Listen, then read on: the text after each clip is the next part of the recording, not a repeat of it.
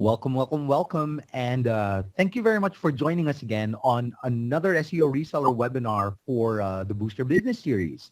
Today, we're going to be talking about the ABCs of effective prospecting. And, interestingly enough, this topic was really suggested by a lot of the people that were on the previous webinar when Rob joined me on how to sell local SEO effectively. So still me. I'm still the distinguished gentleman on the left. I'm Bernard with 20 years worth of experience in web, and I'm getting old. Now, I thought it might be interesting to bring William over in this conversation. And I know you guys had a lot of great feedback about Rob, but William actually manages our business development team. They're the guys that are our first handshake, and they're the ones that build relationships with you guys. And a lot of the situations we're going to talk about, he will be able to relate to, either with his work with SEO Reseller or even the work from before. But, I don't need to do your intro for you, Will. Go ahead. Thanks, Burns. Actually, it is interesting to be on this webinar. Like Bernard said, there was a time before SEO Reseller where I did try and put up my own business. Yeah, there was life before SEO Reseller, right? Yeah, it does exist, apparently. And back then, it was a web design company, and I had a good team with me back then, and we tried to get leads from the States, and it was not easy, and it was my first time. Right. So looking back at everything now, and if I'd been in your shoes, to all of you, this is great feedback. This is just great advice, and yeah, I'm excited. Yeah. So true to our tradition, before I move on to the meat of the conversation, I've got two things I wanted to discuss with you guys. And the first one is, previously on Boost Your Business, we talked about how to sell local SEO like a pro. And Rob joined me in that conversation. Yep. And we talked briefly about, why sell local SEO and how it evolved over time with Google and what SEO Reseller does to help you guys rank your clients locally. And then we jumped into the meaty conversation of how to sell local SEO. And that conversation alone is probably 8 hours in and of itself. So so I'm not surprised that you guys are asking for a bit more. Can we dive a bit more into each section of that sales process? And then we gave you some of the most common objections that you're likely to encounter and our favorite ways of overcoming them ourselves. And then we released 2 tools to you guys on the last webinar. And I'll just do a quick revisit via shameless plug. Da-da-da. So on the last webinar, we released 2 plugins for you guys, and that was the audit widget, the widget that you can install in a WordPress website or in your WordPress website that allows you to use the SEO audit tool in your dashboard so that you're able to generate that right from the comfort of your own website. Again, imagine walking into an event and running the audit tool. It will allow you to collect emails faster than you can sell pancakes. Once you've collected every email, it then leads into the second feature that we built for you guys, which is the lead tracker. And the lead tracker allows you to make sure that your clients never fall between the cracks, that you're able to nurture every meaningful, every qualified relationship that you have. Right. So, you're not tracking it on a Google Doc, you're not tracking it on a separate Excel sheet, or heaven forbid, Just from a your physical mind. notebook. Right. Or- Actually, yeah, no, physical that's the notebook. worst. That's the worst, right? If you're leaving it up to your own thoughtfulness. And then we also launched the new web design portfolio for you guys. And of course, the white label dashboard with a couple of new features and a couple of pages redesigned. So that being said, and now that I've got the shameless plug out of the way, let's talk about what we will be talking about in this conversation. Now, before I do that, remember that there's a call schedule link in the bottom of the webinar. It's the bit.ly link. That's bit.ly/call-sched. That allows you to book a Kickstart call with any of our business development team. And so you guys could get Tim, William, or Rob. So let's move you guys forward. Another reminder. Remember that there is a chat box on the upper right side of your screen. Feel free to use that at any point during the webinar, especially at the point of a conversation where there's just this question that you need to get scratched, because you may not remember to ask it at the end of the session. So let's talk about the discussion overview. So I know that a lot of you were listening in on the last webinar, and I know that, and that's the reason why we're doing this one, is because it was it was quite a success because there was a good number of campaigns for Right. local SEO that were able to And pour new through. partners that we've never met before. Exactly. So this is why we believe the most important thing to point out is just how crucial prospecting is.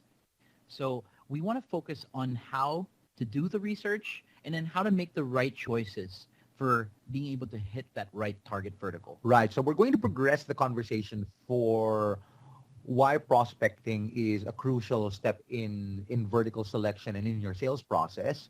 The step 0, which is prep. Yep. But the meat of the conversation will really focus on the fundamental steps that you need to do with prospecting. And we're going to give you, we're going to give you 3 steps to do it, or 3 options to do it. So let's move you guys forward. Why is prospecting crucial to your sales process? So the reason why it's crucial, and especially when you're performing your marketing, you want to be able to monitor both your warming and your conversion rates, which in marketing is called segmentation. Just because you're able to offer a groundbreaking and a value-adding service, it doesn't necessarily mean that everyone will and should buy it. Right. Consider the Pareto principle, that only 20% of those leads will actually contribute to 80% of your sales. Right. And in this conversation, remember on the last webinar, we talked about selling a test drive, how only one out of 1,000 will convert into a car purchase in a car show, but that's not really what car salesmen try to do. Right. They try to sell you an appointment to a test drive, because 3 out of 7 people that show up to a test drive will wind up buying a car. This is you selling a test drive, and this is what you need to focus on at this stage. So a couple of things that you need to do before prospecting, and I'm going to go back to step 0. And step 0 is prep. And I like to quote Jeffrey Gitomer on preparation. You guys need to be prepared, or be prepared to lose to someone that does. So considering you've done your homework, and considering you've done your homework from the last webinar, which was, a bit of 30 days ago, Yep. the properties you've built should somewhat not look like the bad samples and should look like the ideal samples that we're going to show you now. So first off is an example of a bad website layout. So something that's just based off of a template. If you guys notice, the logo is small, hardly readable, probably not going to be very memorable. There's no contact information on the upper right side of the screen where the eye will normally wander in order to find the contact information of a business. So this business is less accessible. The message on the above the fold is a little confusing. The content cuts off. The unique selling proposition is not clear, and so on and so forth. Your website needs to be clean, professional, and technically superior with the ability to capture leads. And, that's why we want you guys to use the lead capture tool that we have in the dashboard. Ideally, you should be niched. Content specific to that vertical is what you should have. If you're dealing with real estate companies, for example, make sure that the imagery or other forms of rich media incorporate videos and images that are familiar to the target audience that will wind up visiting your website. So here's an example of a website with better layout. There's a phone number on the upper right. The logo is clearer. Call to action right smack dab in the middle. No distractions above the fold. And then actually, if you scroll down against this design, there's a lot of content talking about branding and a lot of content talking about the unique selling proposition of this brand. And then, just the primary services. Now, the next sample we're going to show you is social media. And, this is the one thing I'm not an expert on, so I'll let Will take the lead on this for me. So this is a bad example of a Facebook page. Right. And we want to use Facebook because it's a great platform that you're able to edit. It has its own look and feel, but at the end of the day, it's your ability to put your brand on it. And especially with this example, you can tell that wasn't done right. From the cover image, you can see that, of course, the resolution was done horribly. Right. Most of you won't do that. Pixelated. There's no way that's going to happen. The profile picture is... Actually, I'll disagree. I see that too often. Really? Pixelated images that are just pasted onto a Facebook fan page cover photo. Right. So this one happens more frequently than you guys think, and that's why it's worth sharing in this webinar. And like the profile picture, I Right. don't know, Burns, loop at I don't know, light bulb. and Good idea. yeah, exactly, hanging over your head. Actually, that's a bad idea because that's a balloon near a light bulb. That's not a very good idea. Well, they kept the color scheme right, and you can tell that There really isn't much going on here. There's a bit of content on the bottom. All right, I don't see as many likes as I should be seeing. That's not Right. much. That I don't see Speed the of frequency of response, we don't see responses it. or Right. the number of reviews. I'm not seeing much going on here, so it looks a little flat.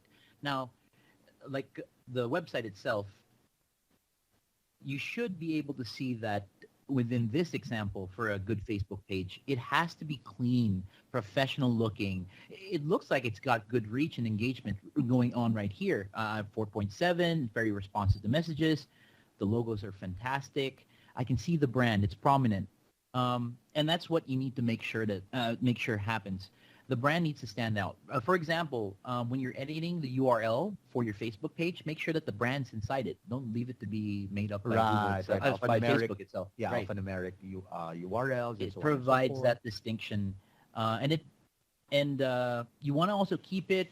Uh, Maybe most people forget this. It's a basic thing, but most people forget that the business information is extremely crucial. It has to be complete. It has to be accurate. And to boot, you could add also a bit of your accomplishments or some of your milestones. That's not going to hurt.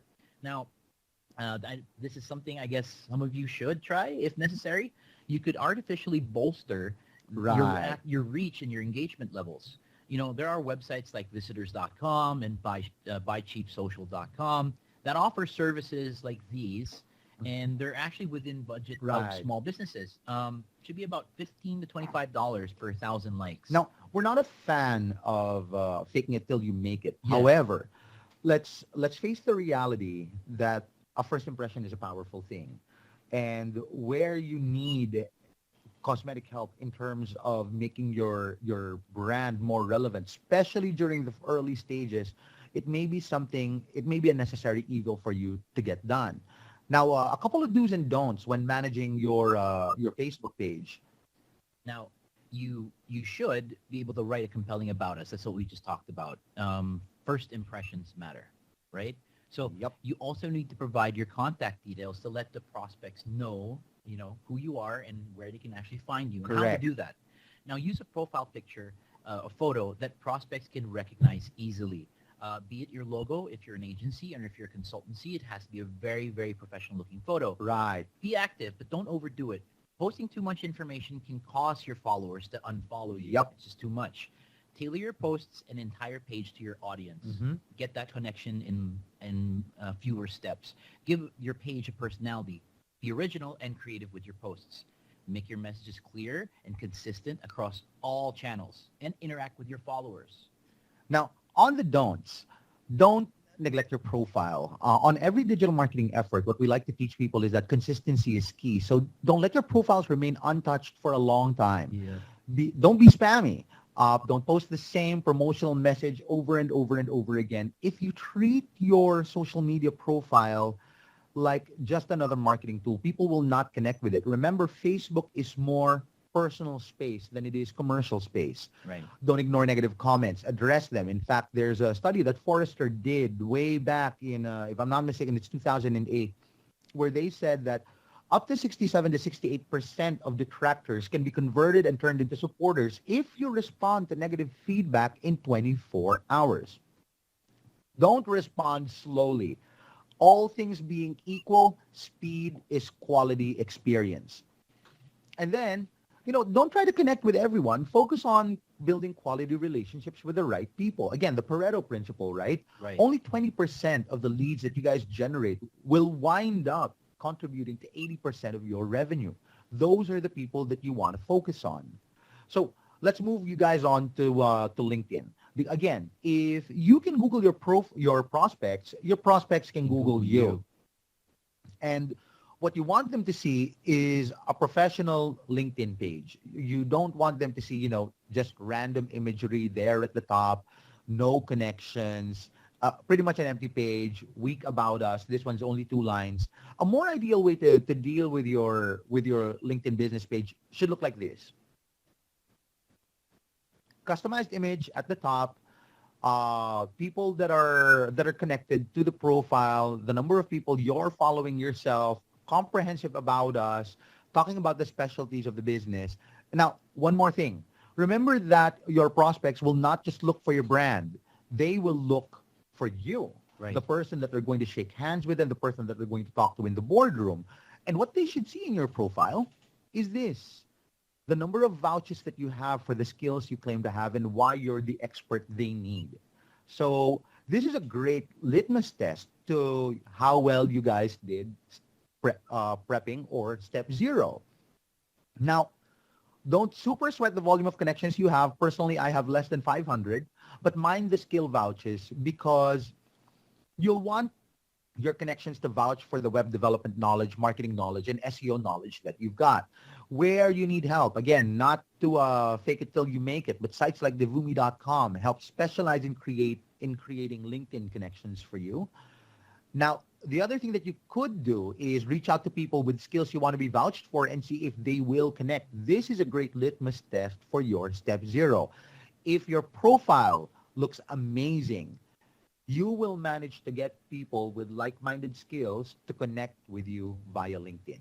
And why not, right? If Yeah. they're seeing everything right there, definitely, I'd want to connect with you. Precisely. It takes 3 to 5 seconds to Google something. If you can Google your prospect, they're going to Google you. The question is, what will they see? So let's talk more on prospecting and the fundamental steps to prospecting. Remember, this is a recap of your step zero. So on prospecting, again, there's a box on the upper right side of your screen. Feel free to pop in any questions if you guys have any so far. Let's talk about picking your niche or, doing your market research, because this is really step one. When you guys begin to prospect or begin to generate your leads list, you're better off starting in a niche because you can assimilate yourself into one specific client base. When you do market research, it has one objective. And the objective is to help you aim at a vertical that you can quickly develop expertise in, or one where you can leverage an existing connection to get into. So determine which vertical is workable, fine-tune your profile, and get a fine-tuned sense of the profile of your prospects. And then understand the language of your prospect, how they like to dress, is there any verbiage unique to their industry, and so on and so forth. Don't make a choice from a selection of one. Research multiple verticals and weigh the pros and cons of each to make an informed decision. A vertical is significantly easier to penetrate if you've got a friend that's well connected in that vertical. I'll give you guys an example. Incidentally, 6 years ago, in the birthing years of SEO Reseller, we had 3 top agency partners. The funny thing is, our 3 top agency partners all catered to dentists. One based in Ireland, one based in Australia, and one based in the United States. Yeah. They all catered to dentists because all of them were related to dentists. 2 of them, their dads were dentists, and they didn't make a small amount of revenue. They had about 20, 30 leads and clients at any point in time. Common ground, or somebody that's already assimilated or connected into the industry, is a very powerful way to get your foot in the door. Now, when you're doing your market research, you got to figure out, what do you need to do when you're doing your market research? The pieces of information that are useful to you are, what's the industry size? What's the competition like for those potential clients? Are they fighting a national battle, or are they only locally competitive? Mm-hmm. What's the average dollar spent per transaction in that vertical? Are they relying on high average dollar spends, or do they rely on customer lifetime value? Right.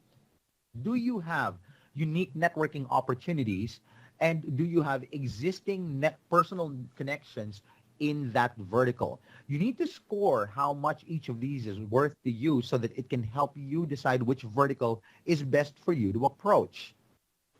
So here's a growth hack for you guys. An example is the SEO industry is typically pretty competitive. Very, yep. And real estate, people would assume, is also pretty competitive. But if you guys did a query in Google for real estate SEO San Jose, what you'll realize is that the first optimized result, the first SEO company, doesn't appear until the 4th result. Results 1 to 3 are just listings of real estate companies. That's an example of an opportunity for you, because the people occupying the top spots in Google are not optimized websites for real estate SEO in San Jose. So that's a great example, and one thing that you guys could penetrate.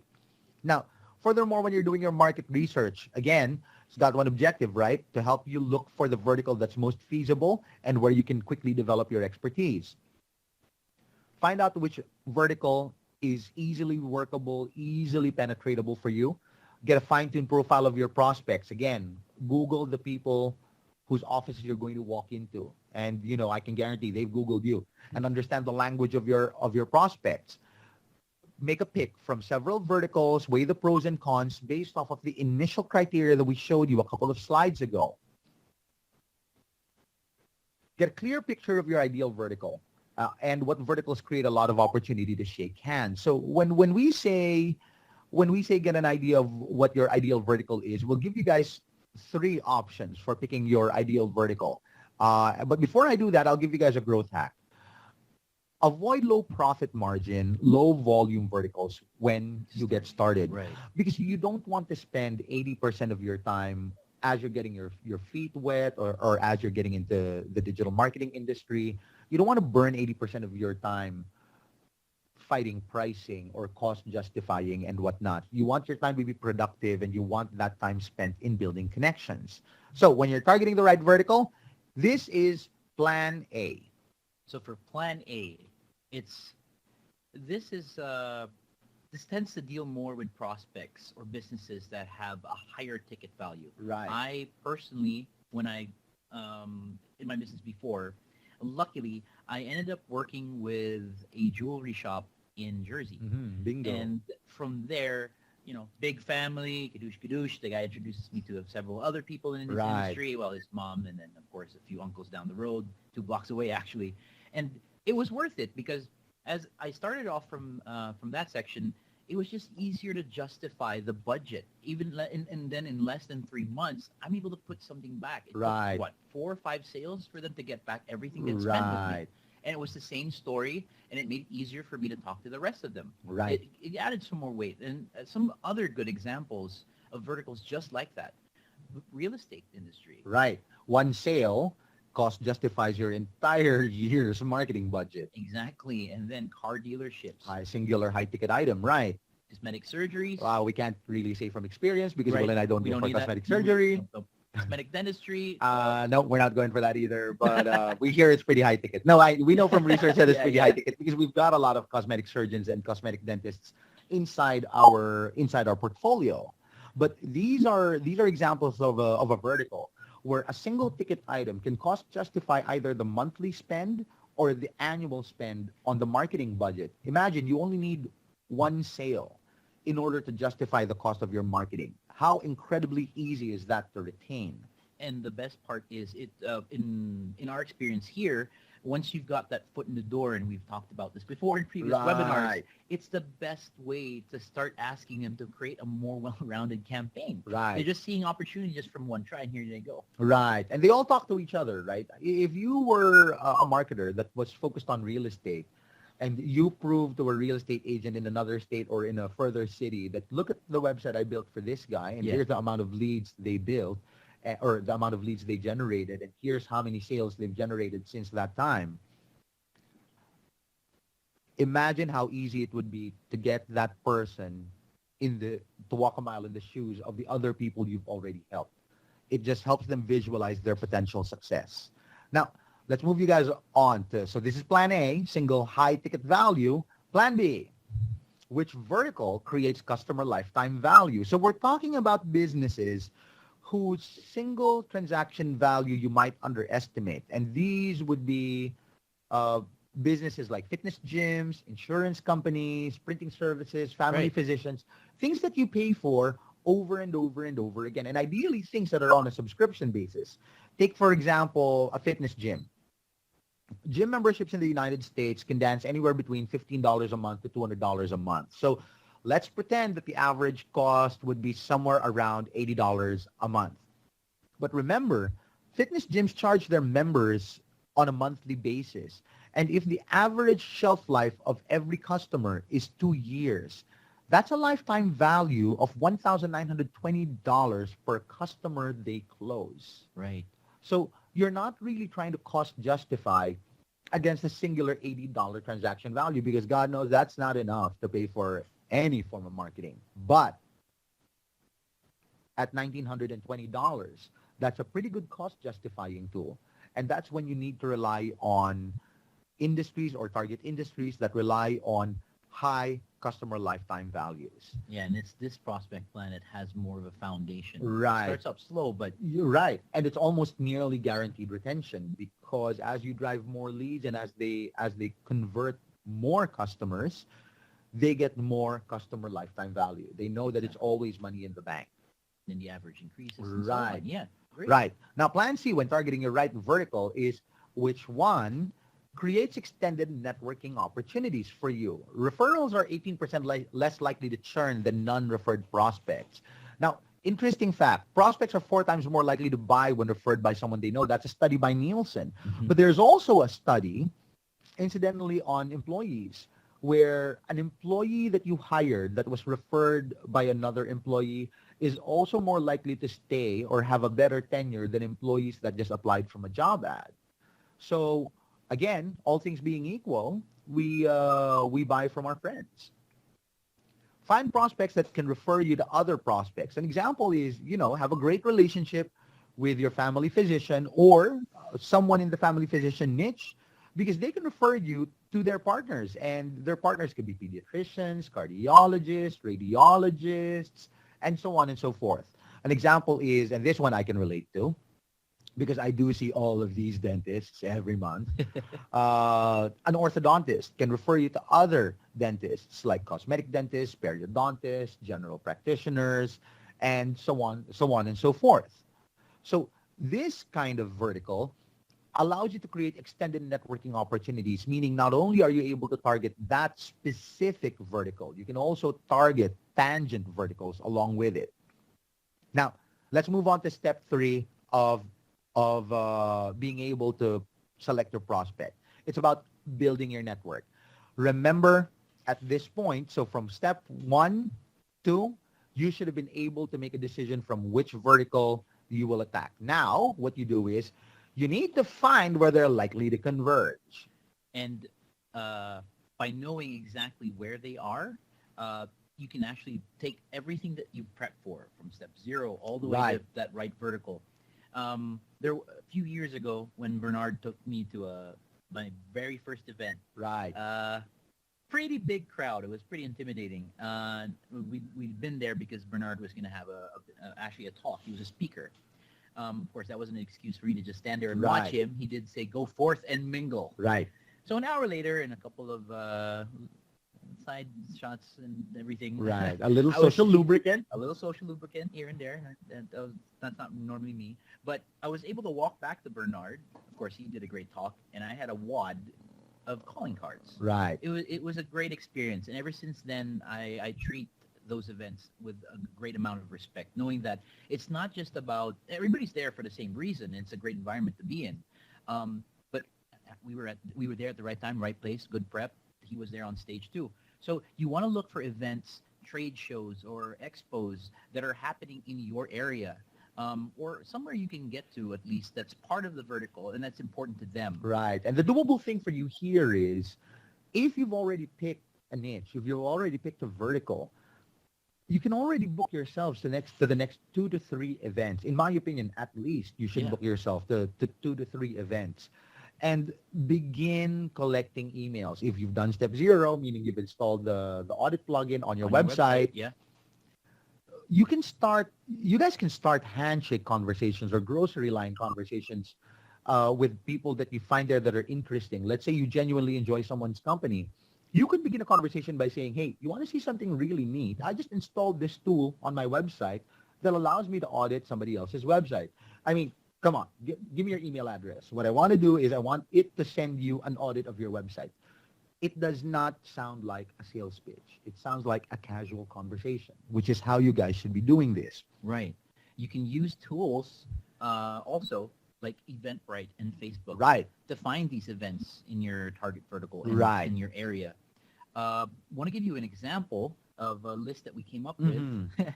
So get this. There are actually 16 real estate events in Sacramento between now to the end of 2017. Yeah. Oh, Real estate people in Sacramento, really social animals. Yes.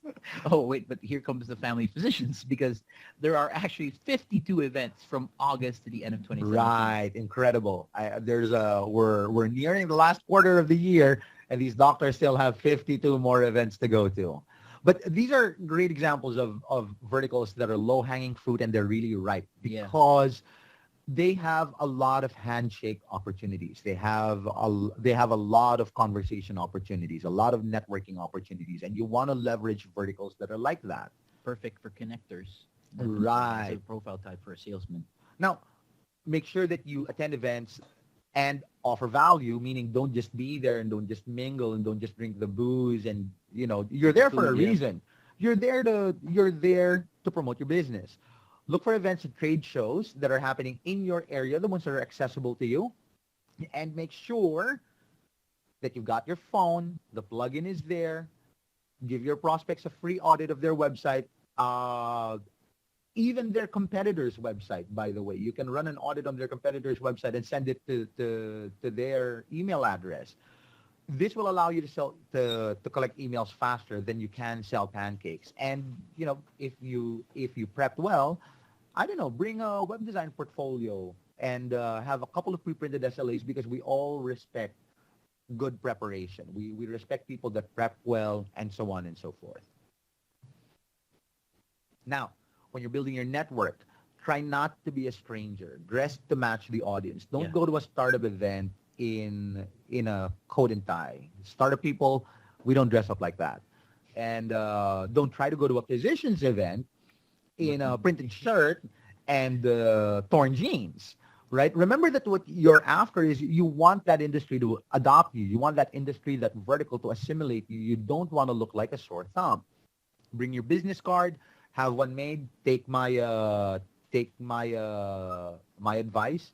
150 GSM, matte laminate, one or both sides. You just gave the specs of Yeah. These are nice. specs for a professional looking business card.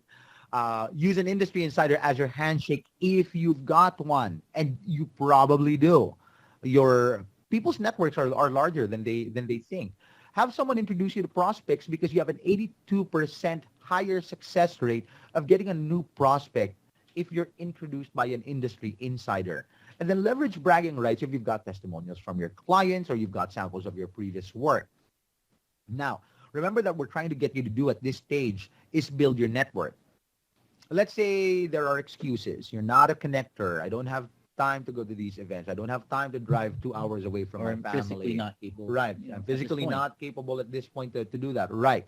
Not an excuse, because where all else fails, you can buy email lists which allow you to build your client database today. But Right. there is no excuse to not start building your client database today. Once you've started building your client database, what do you do next? It's time to contact your prospects. Now, there is one more lesson I love, and I take this from Jeffrey Gitomer. It's how he says, people don't like being sold, but everyone loves to buy. And so your objective here is not to sell them. Your objective is to be there when your prospects are ready to buy. Remember that you have to initiate the contact. In this relationship, you're the suitor. You want them to buy from you and not the other way around. Then nurture the relationship. Use a CRM so you never lose your prospects between the cracks. And I could say, if you can't afford a CRM, we built a CRM for you in your dashboard. Find a way to score everyone on your leads list. Again, not everyone is hot. Right. Not everyone is going to be hot. So find out who's hot and who's not, and spend most of your time on the ones with the readiness to buy, the ones that throw you buy-in signals. And set your expectations that it will take multiple touches in order to convert someone. Will, you got great experience on this, right? What is our experience in terms of touch points for converting someone from sign up All the to way to- agency partner? Right. With the CRM, it was able to show us through lead scoring that most of the activities required, we have an average. So it's about 5. 5 touch points. Yeah, I'll need Right. 5 touch points to create this conducive relationship or build that rapport and get them to make a decision to come on board. Right. And this happens in how many days? This is at least within 60 days. Right. And I've even seen leads the convert after 127 days. Right. And so those are entirely possible. And again, the trick is to be there when your customers are ready to buy. Don't rely on your leads, on your prospects to maintain the connection. This is your responsibility. So it's very, very, very important.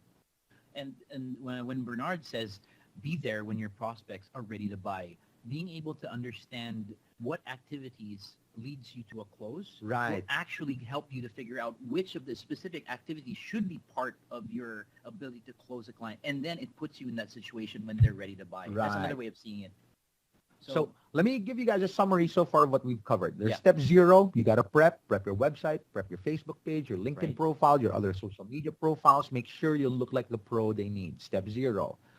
And then you have to pick the vertical. Pick the vertical that you're going to work with, and that could be single high-ticket value industries, that could be recurring lifetime value customers, or that could be industries that provide you with extended networking opportunities. right? Pick your vertical, and once you pick your vertical, begin contacting or begin collecting your leads list. Yeah, You so- have to build your leads list. Let's imagine that we did all of that, and now you've attended 2 events. Right. You've got an email list of about 40 people to talk to.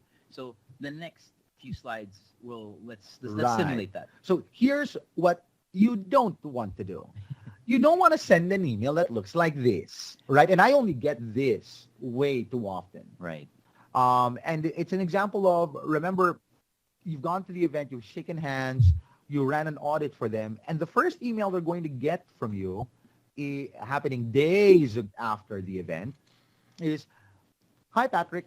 I just wanted to check if you received the audit I sent during the event. I hope the information was useful. Let me know when you when you want to have a conversation about this. Thanks, John James." So this is an example of how you don't want to reach out. And I know that some of you might be thinking, that's not really a very bad email. So I agree. Right. But there are Stronger, several ways better ways. you could do this better. Here's how we would recommend you guys reach out to people that you have whose emails you've acquired. So, same sample, but this time, hi, Patrick. I wanted to say thank you for the conversation we had at Calfina. I hope you enjoyed the event as much as I did. Did you receive the audit we ran on your site during the event? I hope the information was valuable to you. If you need more help understanding the audit, I'm here to help. Right. And if you need more custom or competitive analysis, I can come up with one that does a cursory assessment of your competition as well. Would you like information like that in this email or your personal mailbox? Thanks. If I Right. read that, it would be almost like I was going back to the event. I know exactly how this guy And sounded who this guy is. and who this guy was. Right. So perfect. And the other one is, don't ignore the details. Let me show you how the bad email sample starts off. Audit, checking in. Yeah. This one's probably not even going to get opened. And let's take a look at the better sample. Great to meet you, Patrick. Right? Yeah. That's a very warm, very familiar email. But let's break that down a bit. The good email has the following characteristics. A, it feels familiar, right? It reminds him of, here's where we met. I hope you enjoyed, meaning I hope we felt the same way at the event. And did you receive the audit we ran during the event? That's not the relevant one. The relevant one is, I hope the information was valuable to you. If you need more help in understanding the audit, I'm here to help. Again, you're there to help. It's not selfish, and you're not throwing a hard pitch. Right. If you need a more custom or competitive analysis, this is you offering added value.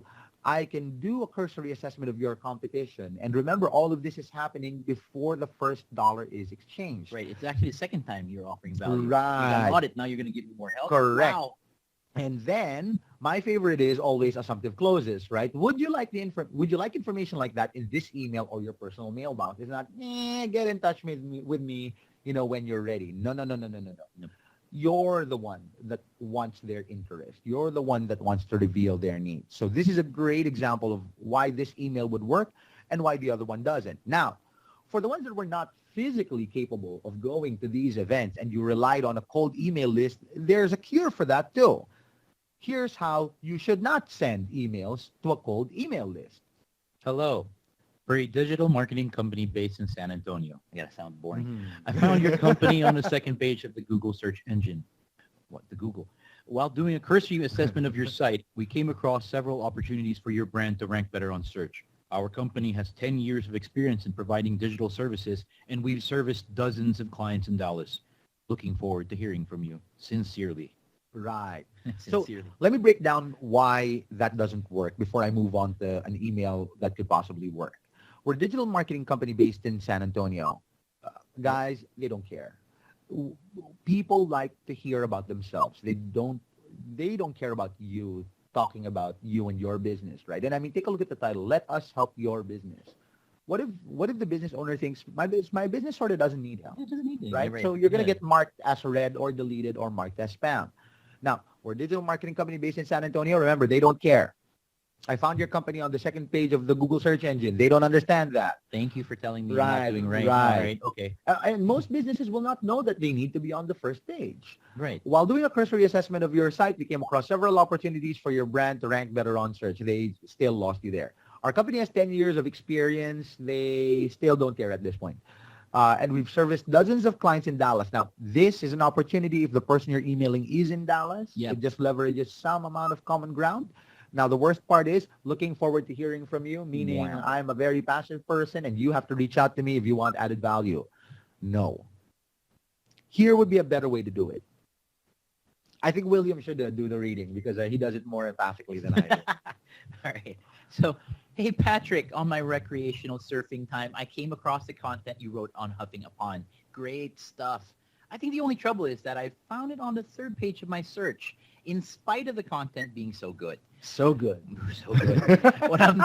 when I'm not a recreational surfer, does he surf? I'm a digital marketer, and I had a few minutes to spare, so I thought I'd send you this cursory audit of your site to help visitors like me find your content on search easily. Right. Is this kind of information valuable to you? If so, I can send you a more actionable assessment free of Free charge. of charge, which is sort of the keyword to this Ching. entire thing. Right. Now, let me know if you'd prefer that in this mailbox or to your personal email. Right. So let's break that down a bit. This email, take a look at the subject. Loved your article, Patrick. More people should see it. It doesn't sound selfish. It's not your business needs us or here's what I can do for your business. Great offer for your business. Right. Or SEO services as low as $6.99. Because those kinds of titles immediately say that you've got an agenda and that your agenda matters more than the agenda of the person you're emailing. But in this case, the email appears as goodwill. You enjoy the content on his website and you're saying that from the perspective of his audience, Yep. it's a little hard to find his content and that he should do his users a favor by making his pages more optimized. You're only hinting that there's a commercial relationship that will happen in the near future, but you do reassure him that all of this is free of obligation because this is not something we like. We don't like being obliged. And so that's why you say, I can send you a more actionable assessment free of charge. And then the close is, let me know if you'd prefer that in this mailbox or your personal email. But I've got another version to this, the more aggressive one, which is something I would personally do myself. It says, if so, I can provide you with a quick 15-minute personal consult free of charge. Remember, It's obligation free. Let me know your preferred date or give me 1 to 2 dates that work for you so I can slip it in my calendar, or I would actually give them, I'm available on date X and date Y. Would you want that invite sent to your work or personal email address and then HTML signature? Personally, Better Cold Email B works for me because I think email communicates 7% of your message. Yeah. But having your tone with you inside a phone call allows you to convey the urgency so much better. Yeah, and that's exactly how we do the second activity most of the time here. We do definitely want to get a phone call going. So if we get a phone call going, especially for those people out there that are better on the phone rather than on a email, Right. you've just left. That's it. Guy's Right. going to go, all right, you know what, let's do this date, and can't wait to talk to you then. Right. There. Now, once you've sent this email or once you've picked out any of these emails and send them out, and guys, I really strongly encourage you guys to try Warm Better Email, the Warm Better Email sample. It will work. invest in an email distribution platform. Don't try to always send this out via your Gmail account. Gmail is pretty smart. It will algorithmically detect if you are sending the same content over and over again to multiple recipients, and you will get perceived as a spammer, and your email may not even land in their mailboxes. It may get throttled at the server level, so or at the mail server level. So if you can use an email distribution platform, please do. But that's not the only reason. Throttling is not the only thing you want to avoid when you want it when you distribute your when you try to contact people. The other reason you want to invest in something like this is because it can give you analytic data. Now, if let's say you send out the emails via MailChimp or even via your Gmail account, or actually even from the dashboard, right? Yeah. Because the CRM Now has you the can do it. ability to send out emails. If you've already contacted them and they responded, so hallelujah to you, what do you do now? What you do next, and I hope this is what you're going to say, contact your project manager for a pre-intake assessment. It is what I was going to say. Yeah, because it's right You close. must be psychic. There you go. But know that it's best to do that because let's say here comes the email from the client and they're all too excited to start with you. You've done your prep. Send this information and have a conversation to your with your project manager. And what they'll do is within 2 days, they'll come up with a site audit or pre-intake assessment. And while that's happening, you can at least reply to your prospect with a timeline and an offer of 2 dates. Once you've gotten at the meeting, again, you're prepped. You have everything that you need. Aside from the original audit that you created, something a little more tailor fit. Right. Plus, the more information you share on that phone call with your project manager, even just the fact that you're sharing, oh, you know what, he's got 3 kids, he loves his job so much, it means so much to him.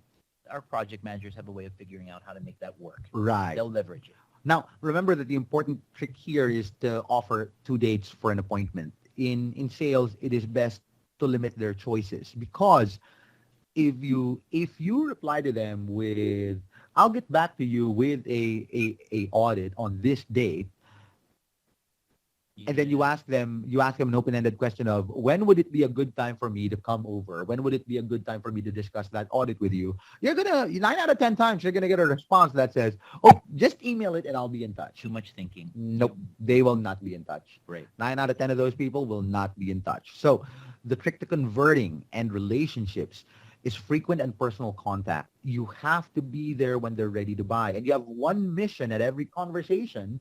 The ABC of selling is always be closing. Right. But when you're nurturing a relationship, the ABC of relationship is always book your next call. Always go to your next conference, but always book your next call. This one is a cardinal rule. Once you've sent out the email, they've responded and you responded back. What do you do next? You adapt and improve. In the 21 Laws of Leadership by John Maxwell, he's got this rule, and I respect this law very much. It's called the law of the scoreboard. And what it says is, if you don't look at your score, how do you know you're winning? Right. And this is why I advocate you guys using a tool like MailChimp, because it'll allow you to measure certain things like your open rates, your response rates, appointment rates, and you can measure your own close rates. How do you iterate and improve on your prospecting methods? If your open rates need work, change the title of your email. Make sure that the prospect's name is in it. Make it a bit more emotional, more positive, or more complimentary. If your response rates are the problem, you need to create better emotional charge in your messaging. Less hard selling. Yeah, less hard selling. Again, don't try to close anyone with one email and don't try to close anybody with one call. It will not happen. In digital marketing services require a lot of education from the general public still. You'd think, how old is the internet now? 31 Yeah. years, 31 years old, 1989 to, 28 years old. No, 18 years old. Right. 18 years old. So it's pretty old, and in spite of that, the general public is still not aware of what digital marketing is. And so you will need to do a lot of education. So if your appointment rates need improvement, offer more value, add more steps to the warming process, provide more collateral. That collateral is pre-built for you guys, by the way, inside the dashboard. And if your close rates are the ones that need improvement, guys, improve your salesmanship. Do yourselves a favor and go back to the Booster Business webinars. Listen to the first one, which is, it's still about selling. All the entire Booster Business webinars are about selling and closing leads. And practice your pitches in the mirror or with a friend. I'll qualify that friend. Keith McFarland, in his book, The Breakthrough Company, follows a step called enlisting insultants. And an insultant... Insultant? Yeah, an insultant. Not a consultant. No, not a consultant, an insultant. And what he's referring to are people that will provide you candid feedback about how you're doing. The friend that you want is an insultant. Not the friends that are warm and supportive and are there You for you. sounded No. nice. Right, Oh, right. look No. good. No, that's You don't want the friends that unconditionally love you. You want criticism from the friends that give you tough love. These are the guys that you want to practice your pitch with. And if you can sell them, you can get anybody to buy. Right. Oh, that's good. Once you've sent out the emails and you've responded and you responded quick, I hope, and you're practicing your pitch and you're iterating on your email samples and you're improving your open rates, your response rates, and so on and so forth, remember that it doesn't end with the warming email and the initial response. You now have to nurture your leads. Your prospects are not going to commit just because, you look good, you had a great business card and whatnot. First impressions will not close sales. They're important, but they're not what will close a sale. You need to be there when your prospects are ready to buy. In William's experience, it takes about 60 days. I think one of our biz devs has an optimum period day of about 90 days for maximum conversion, right? Right. So you have to nurture your relationships, and where you can, use a CRM so that you never lose your prospects, so that you never lose touch of them and that you always know who they are. Expect multiple touch points because it will take many conversations. It will require education in order for you to turn your prospect to be sales ready. Right. So don't rush it. Don't get impatient and don't lose hope. Just multiple touches. Right. And, pay attention to their pain points. Like why are they not ready right now? And remind them, if you were to do this tomorrow, why would you not be ready today? Ask them that question. If your boss told you to book this tomorrow, why would you not be ready today? Right. Because then they can tell you, well, I don't think I'm educated enough or I understand this enough, but you're going to get to the core objection or what's been preventing you from being able to help this potential client out today. Actually, I have an example of a partner a few months ago who was trying to reach out to a client. They had a restaurant, and I need to talk to more partners. You now have more anecdotes than I do. Okay, keep going. The thing was, he was getting frustrated because he'd already sent the audit. They had a pre-intake call, and things were supposed to have been going well. And it's like, okay, when's the guy coming on board? And he said, the guy's not responding to me. And then he said, you know what? I'm going to go over there. I'm just going to ask him what was wrong because I thought everything was great. He went over there, and this was probably about a week later. He was trying to be as patient as he could. When he got there, he found out that the wife... Yeah, I remember this. Okay. Yeah, she just gave birth.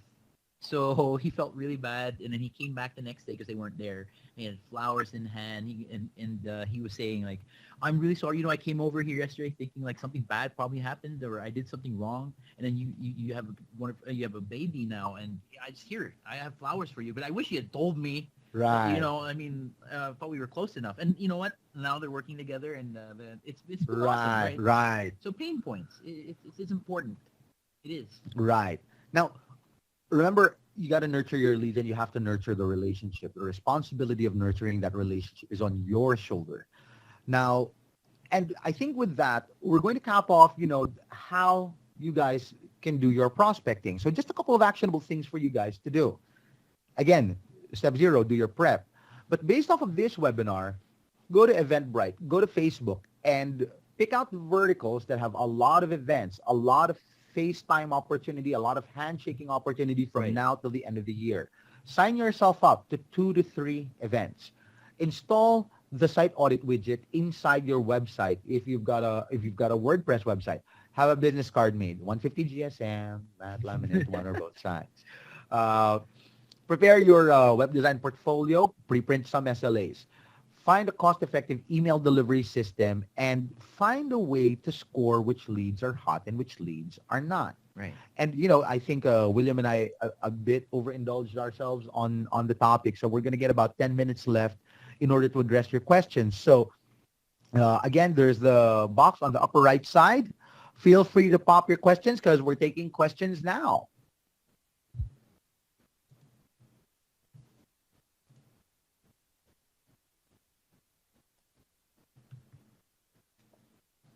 Okay, so we've got a couple of questions from the people in the crowd, and I wanted to start it off with what kind of verticals do we look for when it comes to a business such as a real estate client?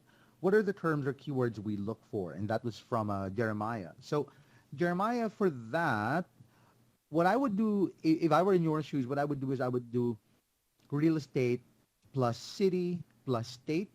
And then what I'm looking for are results. I'm looking for search results in positions 1, 2, 3. What I would want to see are unoptimized business listings that are inside the first page of the search results, because then an optimized commercial or informational page can beat that. It also tells you that if you start seeing optimized results for a keyword like that, real estate plus city plus state, that's not an easy vertical to run after. Another thing that you could do would be variations of that, like properties for sale and then plus the city, or properties for sale plus the state. And then again, what you're looking for are results on positions 1, 2, 3, 4 that are not optimized, meaning the meta title insert, the search title truncates, the description truncates. So those are indicators that they're not great, or that they're great targets because they're low hanging fruit. The primary results are not optimized search results. You could also do real estate agents, city and state, and then run after the ones that are positions 9 and lower, Right. because they don't quite have optimized websites. So I'll move on to the next question, and the next question is, what's a good way to make an introduction at an event? This one is my personal favorite. I would tell them, I came here with, and then name drop whoever my handshake was, Right. right? And it allows me to ask a follow-up question that says, so who did you come with, right? And whether they're alone or not allows me to ask a follow-up question. So if they said, I came alone. Oh, okay. So what do you do? Are you and if let's say I'm in a real estate convention, so are you a real estate agent, or are you with a real estate development company? It allows you to strike a conversation, and ultimately people will reciprocate and they'll ask you, so what do you do? And that's where you tell them, actually, I'm a digital marketer, and I installed this nifty little tool in my on my website that allows me to run audits on anybody else's websites. In fact, even your competitor's website. Would you like to take it for a spin? That's a great way to start a conversation that smoothly moves to your agenda. But again, remember, when you shake hands and when you talk to someone, be interesting, ask more questions than when you talk, and listen really well. I've got another question. Are we integrating autoresponders into the proposal? So this one is not in the pipeline. The CRM that we've built for you guys allows you to keep track of the leads that you have, but they're not built to do your email sequences yet. And this is why for now you should have a programmable CRM. But if you use ours, that's also fine. But that capability is not built into the CRM in your dashboards right now. We have another question, and it says, I use another white label software called Vendasta, and they have a brilliant way to set up a store that your clients can see everything that you offer. Would you be doing anything like that in the future? With regards to being able to have it where they can see the SEO packages or the PPC packages, we've had it in the past where some clients would have an online store within their own website, and their clients could log in. The problem was most of them would pretty much be very proactive about what they wanted to see, so they'd buy something immediately. And there were times when the actual product or package that they bought wasn't compatible with the current state of their website. They could have started off first with a website design, or we'd have to do link cleanup. So it really depends. So from my perspective, uh, it might not be that all that ideal when it comes to SEO, Right. pay-per-click, or But this social one is media. actually a debate in the business where we're exploring the Right. possibility of allowing you guys to build your own stores. So this one is still in open discussion. It's not in the pipeline that we've got for 2017. It may Uh-huh. be in the pipeline for 2018. Joshua's got a webinar coming up, I think, in a couple of weeks. Right. This would be a great question to ask him if you guys join that webinar. But just a bit more advice. There are partners that actually have they have it on their websites to sell these products or these packages that we have. And what they have to do, or what you just have to make sure of, is that you're there at the front in the beginning when they're about to buy. Okay. If you can control that. Okay. And we've got a few more questions. I think several of the questions are pretty related. And so I'll tie them all together. The questions from different people are, what should my first meeting with a client for SEO contain? Should I do an SEO audit on his site beforehand and go over it with him? And when should I share items in the SEO pitch deck with him? All great questions. So the items in the SEO pitch deck should be brought in the face-to-face meeting. So that sort of answers 1 and 3. Yep. So what should you bring in your first meeting? You bring the pitch deck because the pitch deck has educational material. You don't want to waste your face time with your lead, with you educating them for 1 hour about what SEO is or what digital marketing is or what social media is and how it works for their business. You want that time to qualify them. You want that time to ask them questions so that you can unearth needs, build a connection. Right. So you want to hand them the documentation and, let them know that this is documentation I'll leave with you guys because I'm sure that you guys will have a lot of academic questions when it comes to search. So I've made sure I've prepared literature that allows you to educate at your own time in terms of what the benefits to your business are. But you could also go through it with them. Should you do the SEO audit on the site beforehand? Yes, you do. And if it's your first few times, you should go over the pre-intake audit with your project manager. So that's very important because there will be a portion of the conversation where you will have to meet with them on the contents of either the audit or the pre-intake audit. And you'll have to sound like the expert that they need.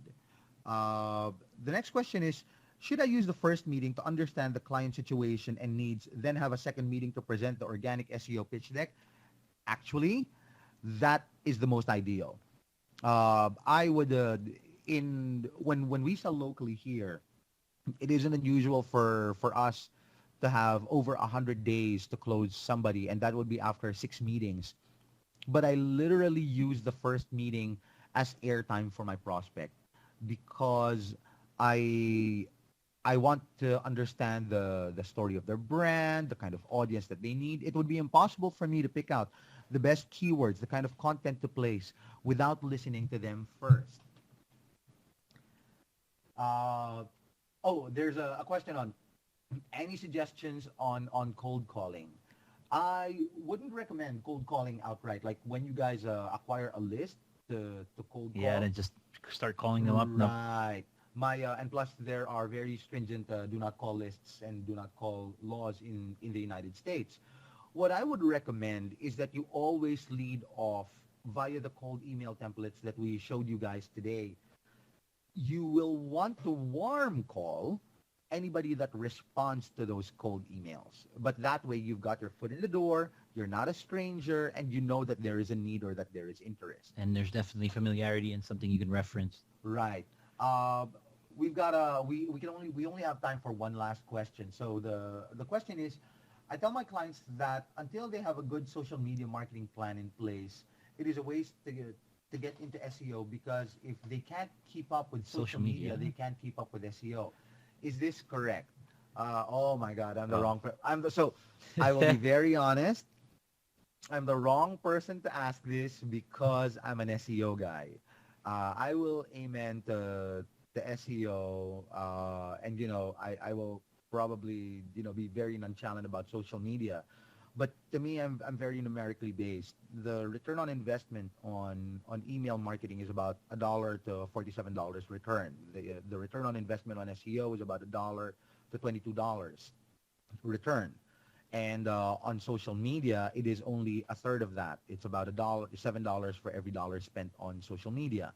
So you're right in the sense that if they can't get a good grip on social media, on a social media marketing plan, it's a waste to get into SEO. But the reality is social media leaves a lot open to taste. And SEO, you can get things academically right, meaning there are right and wrong things to do. SEO, on social media, it's hard. It's sort of like, two people looking at a painting. Yep. And or take, for example, modern art. I personally don't like modern art. I like classic art, and I would know how to break apart classic art. I would understand its scale. I would understand balance, presentation, lighting, technique. Even But strokes. if I take a look at modern art, I wouldn't know how to evaluate it. So social media to me feels like art. There's no academically right and academically wrong way to criticize it. On SEO, there is an academically correct way to Right. execute it and an academically incorrect way to execute it. And if you do it right, you will always get results. In our case, a little over 80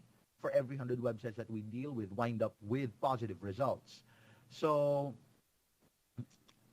I think SEO will require more education than social media.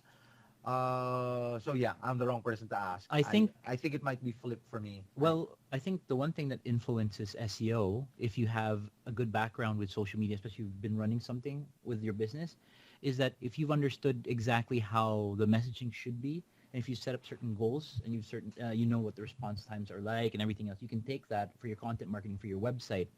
So I guess the meld there is just with social media, you have a bit more pull in terms of traditional marketing. With SEO, like Bernard said, you have to take it from an academical standpoint. Right. Where you have to adhere to certain rules. In social media, you can trial, you can test, you can set up different kinds of Right. goals at different points. But with SEO, it's a different story. An example for me of a social media of a company that would be ready for SEO that does their social media right now would be people that measure the success of their social media campaign based off of either the referral traffic they get from their social media channels or the amount of conversions that referral traffic generates, which can be tracked if you guys install Tag Manager because you'll see where the traffic was from, what they did in the website, and how they wound up being converted.